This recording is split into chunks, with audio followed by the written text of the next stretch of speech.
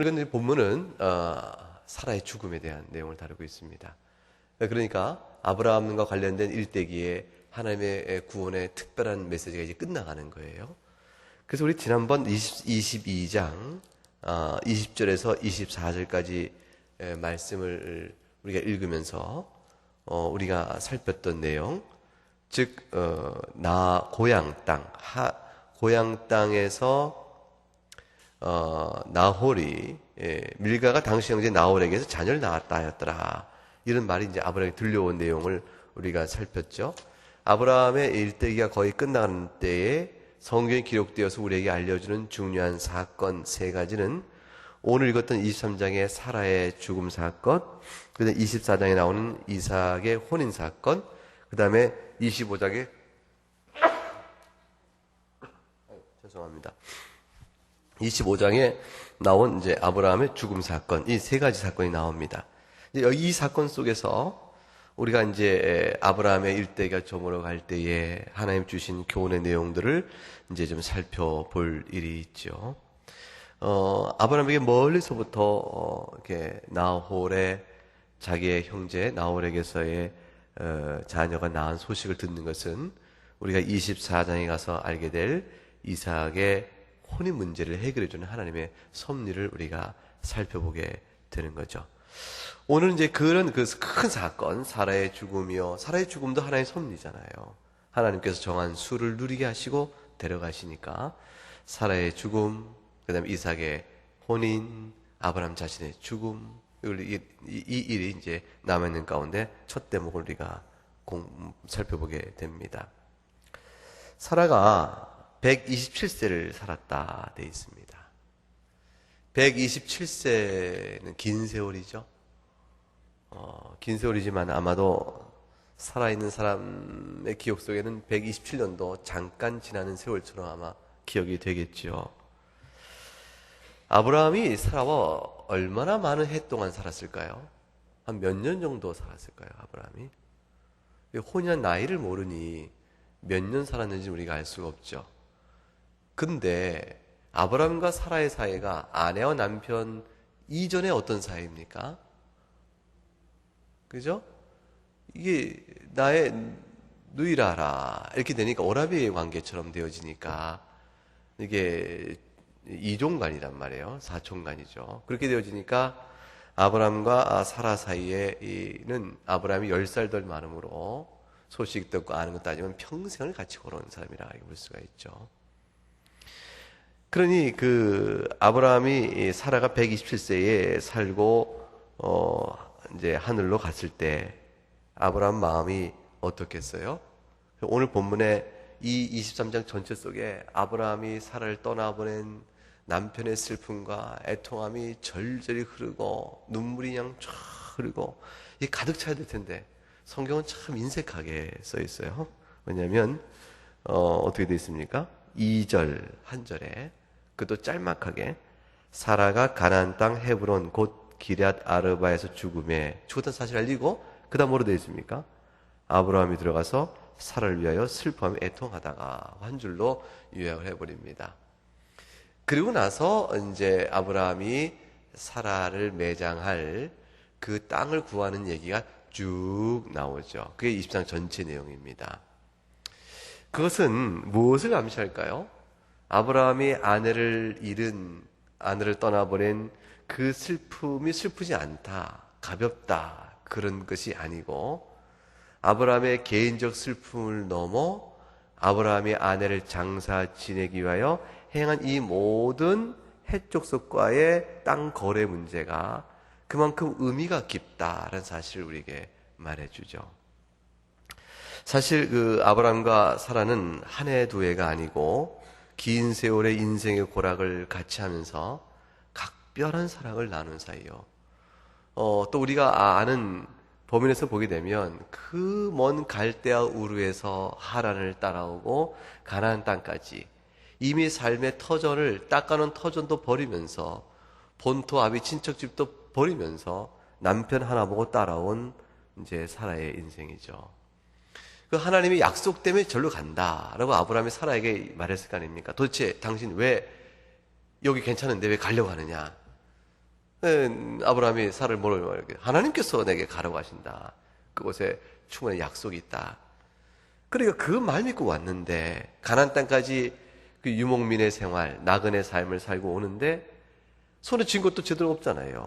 그런데 남편 말 하나 믿고 왔는데 당신의 하나님이 이 땅을 우리에게 준다고 말하고 당신의 하나님이 후손이 번창할 거라고 말했지만 내게는 자식도 없다 할 만큼 이 사라는 얼마나 이 낙심이 크고 상처가 크고 힘들었겠습니까?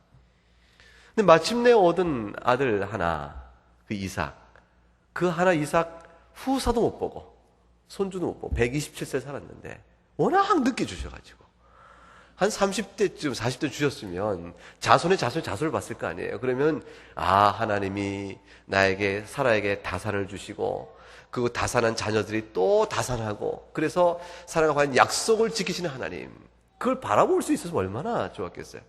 하나님이 적어도 아브라함과 사라에게는요 약속은 주셨으되 약속은 자꾸 약속하셨어요. 이 성경 보게 되면 12장에 약속하세요, 13장에 약속하세요, 15장에 약속하세요, 17장에 나타나요, 22장에 나타나요. 계속 나타나서 뭔가를 말씀하고 특별한 계시를 막 주시는데 정작 손에 쥔 것은 하나밖에 없어요. 하나. 그러니까 정말 하나님께서 인색하게 바로바로 응답 안 하시는 것처럼 보이는 그런 분이시죠. 아브라함과 사라는 그런 인생을 산 분이죠. 그러니까 아브라함이 사라를 생각해 보게 되면 날 하나 믿고 하나님 약속 믿고 따라온 인생인데 노년에 이뤄서 결국 자녀 하나 낳고 그리고 이 고생하다 떠나는구나. 그 다음에 그간에 자기가 애굽에 가서 바로에게 누이라 속였던 일, 그래서 아내를 더럽히게 될 뻔한 일들, 아비멜렉 가서 또 거기서 또 똑같은 실수 두 번이나 반복한 일, 여러 가지 회상들이 다 들겠죠. 그럼 아브라함은 성경에서 아브라함이 슬퍼하고 애통함의 그 깊이와 그것이 어떨 것인가 우리가 다 짐작을 이렇게 말씀을 통해서 이렇게 해보면 참 크겠다 싶은데 성경은 이상하게 거기에 대해서 크게 묘사 안 합니다. 아브라함이 눈물이 툭툭 떨었다든가 3일 동안 아니면 일주일 동안 40일 동안 밥을 못 먹고 울었다든가 이런 식으로 안에 이런 슬픔이 상심된 마음을 절절히 표현하지를 않습니다. 아브라함이 사라가 죽은 뒤에도 밥 잘 먹었고 기름기 돋고 이렇게 잘 살기 때문인 것은 아닐 거예요. 그럴 수가 없죠. 그것은 아닐 터인데 하나님께서는 다른 이야기로 쭉 채워가십니다. 그 얘기가 뭔가 했더니 사라를 묻을 땅을 구하는 일입니다. 사라의 묘지를 구하는 것이죠. 그 묘지를 사야 됐다는 형편이 뭘 의미합니까? 아브라함과 사라는 비록 그 앞에서 하나님의 은혜로 롯을 사로잡은 사람들의 왕들을 쫓아가서 치고 돌아와 또 양떼가 번성하여 그 주위 사람들이 아브라함을 하나님과 함께 같이 가신다 이렇게 보고 있는 이렇게 경외심을 갖고 보곤 했었지만 그 세력은 컸지만 여전히 땅 한 평 자기 땅을 갖지 않고 있는 유목민 생활을 한 사람인 것을 알 수가 있습니다. 철저히 가나안 땅을 약속받은 자임에도 불구하고 이 땅은 하나님이 약속하셨으니까 자기 땅이죠. 그 가나안 땅이 하나님이 약속하셨으니까 자기 땅이에요, 이게. 그런데도 불구하고 살아 사는 동안 자기 땅 어느 것도 한 평의 소유도 자기 것으로 인정받지 못하고 산 사람들 사이 속에서 그렇게 살다가 비로소 하나가 죽으니까 땅을 마련하게 됩니다. 아브라함이 땅을 마련하고 헤브론 여기다 이제 아내를 이렇게 묻는다는 것은 아주 중요한 의미가 있습니다. 아브라함이 사라를 거기에 이렇게 묻을 때 아브라함 마음이 어떨 것 같아요? 아브라함이 자기 친정 있는 곳으로 돌려보는 것도 아니고 사라를 그곳에 물을 때 아브라함은 마음속에 그렸던 소망이 있습니다. 아주 특별한 가슴에 담고 있는 큰 소망이 있어요. 그 소망이 무엇일까? 하필이면 왜 이 헤브론 땅이었을까? 그것이 오늘 본문에서 우리가 이해해야 될 중요한 메시지의 고리입니다. 창세기 13장을 한번 보세요. 창세기 13장. 이 막벨라 굴에 있는 이곳에서 사라를 묻을 때에 아브라함이 마음속에 굳게 갖고 있었던 아주 중요한 소망이 있습니다. 그게 13장 18절을 보세요. 18절. 창세기 13장 18절 말씀. 한번 읽어봅니다. 시작. 이에 아브라함이 장막을 옮겨 헤브론에 있는 마므레 상수리 수풀에 이르러 거주하며 거기서 여호와를 위하여 제단을 쌓았더라. 지금 아내를 묻고자 하는 땅이 그냥 아무런 땅이 아니에요. 거기는 사라와 함께했던 인생의 여정 속에서 특별히 하나님을 바라봤던 신앙의 의미가 있는 땅입니다. 그래서 13장 18절 본 것처럼 마므레 상수의 수풀에 이르러 아브라함이 장막을 옮겨 여호와의 제단을 쌓았던 것, 그 쌓았던 일의 계기가 14절부터 17절까지 보게 되면 어마어마한 복을 하나님께 또 받은 뒤에 있어진 일입니다. 14절부터 17절 말씀 한번 읽어봅니다. 시작. 롯이 아브라함을 떠난 후에 여호와께서 아브라함에게 이르시되 너는 눈을 들어 너 있는 곳에서 북쪽과 남쪽 그리고 동쪽과 서쪽을 바라보라. 보이는 땅을 내가 너와 네 자손에게 주리니 영원히 이르리라. 내가 네 자손이 땅에 티끌 같게 하리니 사람이 땅에 티끌을 능히 셀 수 있을진데 네 자손도 세리라. 너는 일어나 그 땅을 종과 횡으로 두루 다녀보라.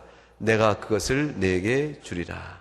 지금 이와 같은 약속, 즉 롯과 아브라함의 종들이 서로 물다툼을 하지 않습니까? 그러다가 서로 우리가 헤어져야겠다 해서 롯이 소돔 있는 소알 땅 지역으로 가버려요. 가버리고 난 뒤에 하나님께서 아브라함에게 주신 축복의 약속을 다시 한번 확인해 준 그 약속이 14절부터 이하에 나타난단 말이에요. 이 나타난 이 상황을, 이 복의 약속을 받고 바로 하나님께 그 약속을 굳은 믿음으로 아멘을 받으면서 주께서 그리 하실 줄 믿습니다. 그러면서 하나님께 아브라함이 예배를 드렸던 바로 그 처소예요. 이 처소는 너무 중요해요. 마침 본거지와 같은 겁니다. 그래서 이삭도 이곳에서 예배드리고, 그리고 야곱도 이곳에서 예배드리고, 그래서 이 아브라함과 이삭과 야곱의 대대로 족장사에 흐르는 동안에 이 헤브론의 사라의 묘지는 사라가 그것에 묻었기 때문에 아니라 그 이전부터 그것에 묻어야 이유가 있으니 하나님이 약속을 새겨주고 믿음으로 하나님 앞에 그 안에서 예배를 드린 곳이다. 그런 의미에서의 아주 신앙적 유적지와 같은 것이에요. 그러니까 그곳에서 아브라함이 자기 사랑하는 아내 127세라도 유대인의 전설에 의하면요, 이것은 믿거나 말거나 합니다. 유대인들의 전설에 의하면 사라는 127세까지 20대의 미모를 유지했다. 이렇게 얘기를 해요. 전설이에요. 전설. 그렇게 안 됩니다. 그 사라의 미모를 주시옵소서 이렇게 기도하지 마시고, 이제 그들은 그렇게 해요. 그러니까 아브라함의 눈에는 그랬을 거예요. 분명, 그죠? 아브라함의 눈에는 120세 된 사라가 20대의 부인 같았겠죠. 그래서 이제 그 아내, 그 사라를 이렇게 묻으면서 아브라함 마음속에는 하나님의 약속을 새겼을 겁니다. 그러나 뭡니까? 아내를 통하여 주신 이삭은 하나밖에 없지만, 그러나 하나님 주신 약속을 새기면서 아내를 거기 묻으며, 여보, 이것이, 이 가나안 땅이 우리의 땅이요, 이 땅을 통하여 우리에게 영원한 하늘의 유업을 보이셨고, 또 당신을 통하여 당신과 나를 통하여 하늘의 별처럼 많은 후사를 준다고 하셨으니 이삭을 통하여 그 약속일 줄 믿어. 이 약속의, 하나님의 약속의 터에 당신을 여기에 묻습니다. 네, 그런 것이죠. 그러니까 아브라함이 사라를 묻을 때 그건 단순히 땅에 묻은 게 아니고 하나님의 약속에 묻은 겁니다. 하나님이 주신 복에 아내를 묻은 거예요. 우리가 살다가 부모님도 먼저 세상을 떠나시고, 배우자도 둘 중에 한 사람이 먼저 떠날 것이고, 때로는 자녀가 먼저 가기도 하고, 사랑하는 교우도 떠나보냅니다. 살다가 우리가 떠나보낼 때 우리가 떠나보내는 그 사람들을 어디다 묻죠? 어디다 묻는가? 이게 참 다르죠. 우리가 가족이 떠날 때, 친구가 떠날 때, 그들이 떠날 때 예수의 그리스도의 복음 안에 있으면 그들이 떠날 때 그의 몸을 땅에 묻더라도 우리는 그저 죽음의 땅에 묻는 게 아니고 어디에 묻습니까? 하나님의 약속에 묻는 거죠. 부활할 것을 묻는 거죠. 영원한 생명을 바라보면서. 그래서 하나님 약속에 우리가 사랑하는 사람을 묻게 됩니다. 그런데 믿음의 바깥에 있으면, 하나님의 언약 바깥에 있으면, 십자가 바깥에 있으면 묻는 곳이 어디입니까? 결국은 땅이요, 사라져버릴 썩어질 땅에 묻게 되는 건 아닌 것이죠. 육신이 썩도 영영이 썩어준 땅에 묻게 되는 거니까 믿음에 어디다 묻는가가 중요하죠. 우리가 사랑하는 사람을 어디에다 묻을 것인가, 그 질문을 해봐야 합니다. 아브라함이 사라를 묻었던 하나님의 약속에 묻을 것인가, 아니면 썩어질 땅인가? 믿음 안에 묻을 것인가, 아니면 허망한 영원한 심판 아래 묻을 것인가? 하나님의 영원한 형벌 아래 묻는 것인가? 그것이 오늘 본문에 주는 귀한 메시지가 있습니다. 아브라함은 받은 바 약속은 풍성했지만 어느 것 하나 그 약속의 실현을 눈으로 본 것이 없습니다. 이삭 하나 얻은 아들 뿐, 하나의 그 엄청난 약속을 주셨는데 약속 하나 눈으로 본 게 없고 아내 묻을 매장지조차도 돈으로 거래하여 사야 했던 아브라함이었습니다. 그러나 아브라함의 삶은 매우 특별했습니다. 그 약속을 실제로 누리며 사는 자 이상으로 산 사람이에요. 그래서 여러분 성경 한번 열어보세요. 신약성경 히브리서 한번 열어보세요. 히브리서 11장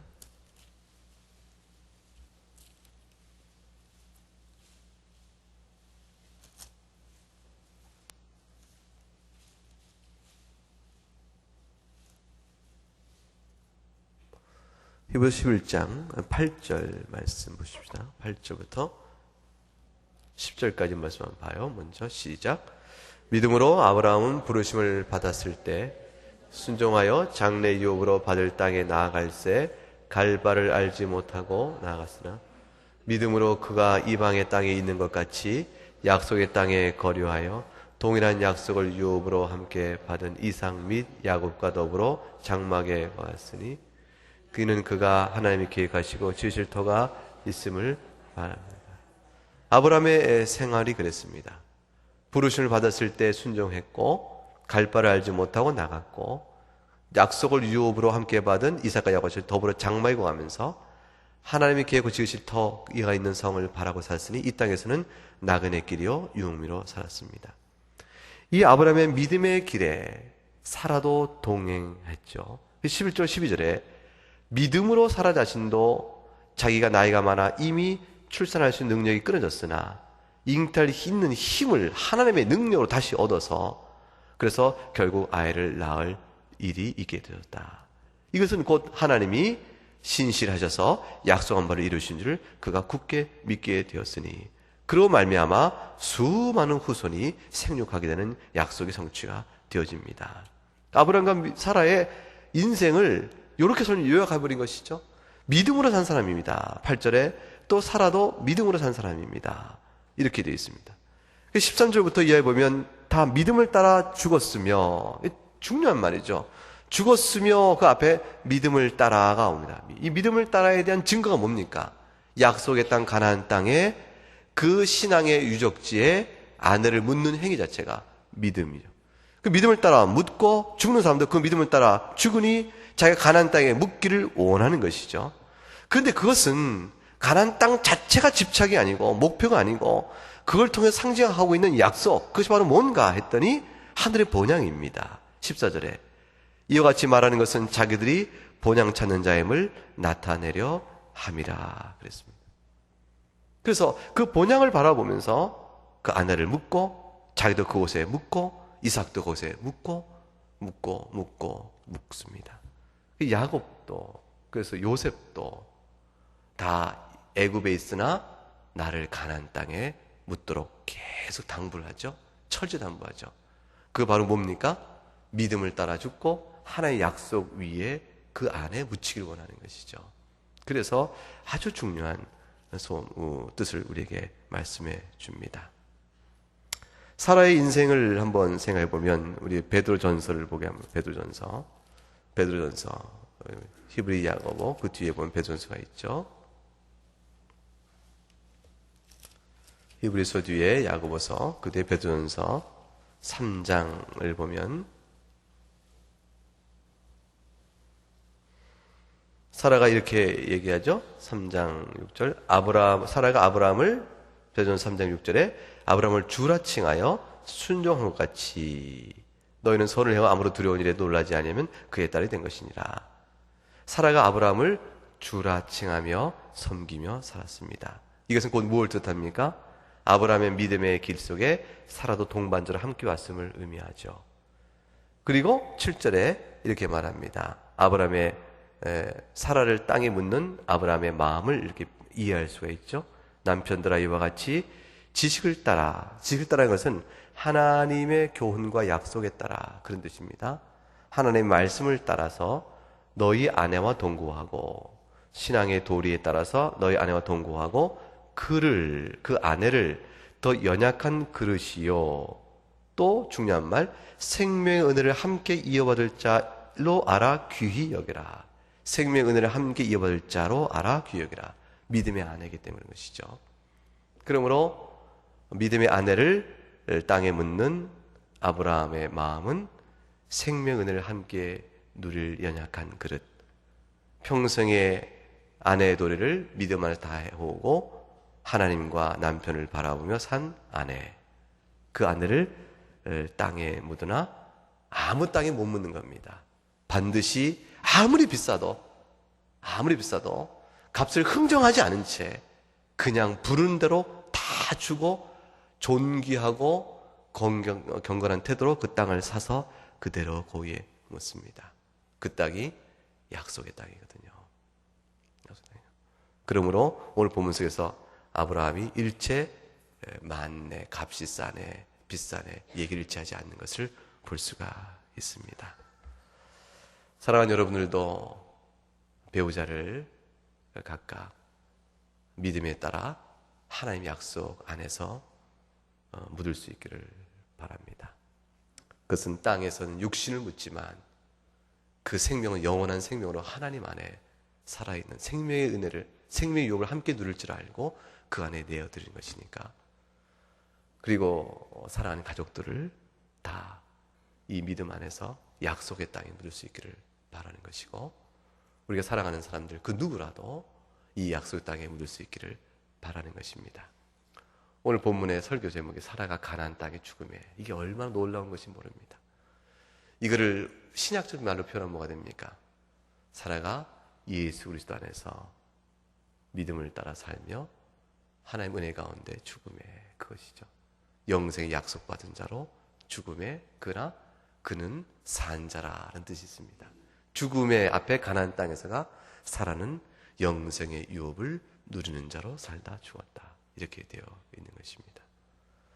우리가 이와 같은 말씀을 새기면서 좀 더 사랑하는 사람들을 어디에 묻을고 생각하며 이 시간 한번 기도하도록 하겠습니다.